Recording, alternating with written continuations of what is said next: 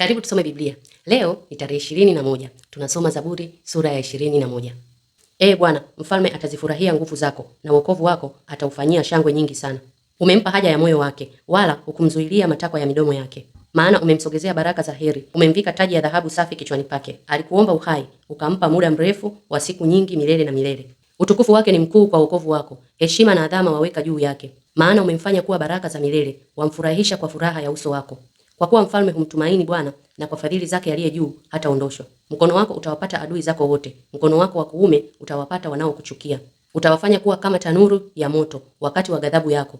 Bwana atawameza kwa ghadhabu yake, na moto utawala. Matunda yao utayaharibu na kuyaondoa katika nchi, na wazao wao katika wanadamu. Madhali walinuia kutenda mabaya, waliwaza hila wasipate kuitimiza. Kwa maana utawafanya kukupa kisogo kwa upote wa uta wako, ukiwaelekezea mishale. Bwana, utukuzwe kwa nguvu zako, nasi tutaimba na kuuhimidi uweza wako.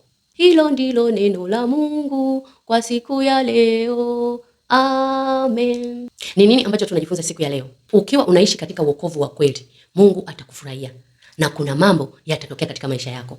Wokovu wa kweli ni upi? Ni ule wokovu ambao unaishi katika maisha ya utakatifu ukiongozwa na Roho Mtakatifu.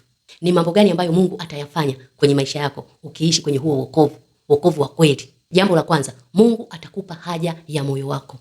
Ukimwomba tu yale unayoyatamani utayapata.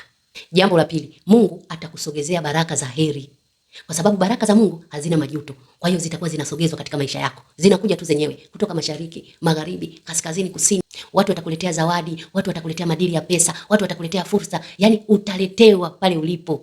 Swala sio wewe kuhama mkoa ama kuhama nchi ndio ukafanikiwe. Swala ni wewe kuishi katika kweli ya Mungu. Yaani kuwa na wokovu wa kweli, kuishi maisha ya kumtii Mungu na kumpendeza yeye siku zote. Mungu atakusogezea baraka. Sio wewe utazifuata, zenyewe zitakufuata. Jambo la tatu, Mungu atakulinda na kukutunza. Atakupa uhai. Utaishi miaka yote ambayo amekukusudia.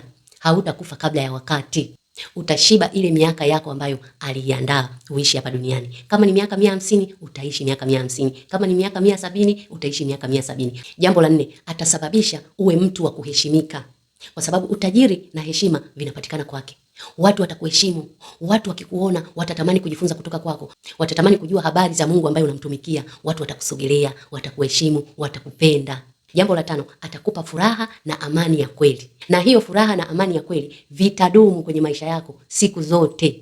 Hata ukipita kwenye changamoto, hata ukipita kwenye mitihani, furaha na amani ya Bwana vitakuwa pamoja na wewe, kwa sababu ni furaha ya kweli na amani ya kweli. Hiyo furaha na amani ya kweli ikiingia kwenye maisha yako, haiondoki, inakuwa na wewe siku zote. Labda ukimkosea Mungu na kurudi kwenye uovu. Jambo la 6, Mungu atawapiga adui zako wote watakaoinuka kukushambulia au kukutendea mabaya. Wewe utanyamaza, Mungu ndiye atakayepigana na adui zako.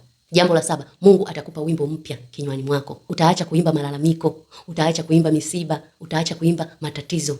Yaani kinywa chako kitajawa sifa na shukrani mbele za Mungu. Utakuwa sio mtu wa kulalamika tena, sababu Bwana atakupa mahitaji yako yote. Bwana atakupa maisha ya utoshelevu, Bwana atakupa maisha yenye amani na furaha. Kwa hiyo hutakuwa na kitu cha kulalamika. Wewe kazi yako itakuwa kumtukuza Mungu. Asante Mungu, nakushukuru Mungu. Umenikumbuka na mimi, umekumbuka na familia yangu, na kuhimidi wewe, na kuinulia sifa na utukufu. Asante Mungu, nakupenda Mungu. Ndio maombi yako yatakuwa hivyo. Maombi ya siku ya leo, mwambie Baba yangu wa mbinguni, asante kwa neno lako. Nimeelewa. Naomba unisaidie, maana nipo tayari kuishi katika kweli yako. Yaani maisha ya wokovu, maisha ya utakatifu. Nipo tayari Roho wako Mtakatifu aniongoze na kunitangulia siku zote za maisha yangu. Amen. Nikutakie siku njema, tukutane kesho.